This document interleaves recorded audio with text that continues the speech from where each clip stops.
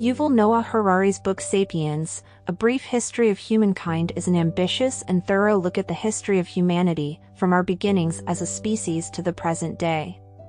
Harari's writing is simple and interesting, and he explains complicated ideas in a way that people from all walks of life can understand. In this review, we'll look at some of the book's most important ideas and themes. Harari starts the book by talking about the change in how people thought that happened about 70,000 years ago. Homo sapiens were able to talk and share thoughts because of this change, which was caused by changes in the structure of the brain. Harari says that this gave humans a big edge over other species and made it possible for them to work together and build complex societies. One of the main ideas that Harari explores in the book is the idea of imagined orders. People have made things like religions, countries, and money to help them get along with each other. Harari says that these imagined orders are not based on any objective truth, but they are strong enough to change our beliefs, actions, and even our lives. He says that these made-up orders have been very important in human history because they have helped us work together and reach shared goals. Harari then talks about the change in farming that happened about 12,000 years ago. This change led to the domestication of plants and animals, which made it possible for people to live in one place because there was enough food. Because of this, cities, governments, and other complex social systems grew up. Harari says that the farming revolution made humans the most powerful species on Earth, but it also caused big problems, like too many people and the spread of disease. After that, the book looks at how imperialism, capitalism, and industrialization have changed human cultures.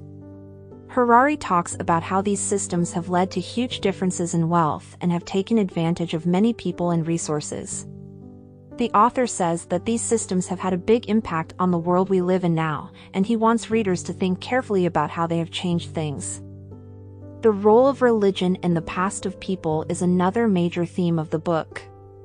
Harari says that religion has been very important in creating human societies by giving people a sense of meaning and purpose and by making it easier for people to work together and trust each other. But he also says that faith is to blame for many of the wars and fights that have happened throughout human history. The book also talks about how science and technology have changed the way people live together. Harari says that scientific and technological progress has changed the world in a lot of ways and helped people solve many of the problems they have faced throughout history.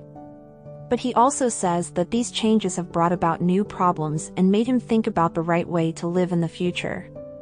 Throughout the book, Harari questions a lot of what most people think they know about history and the world we live in.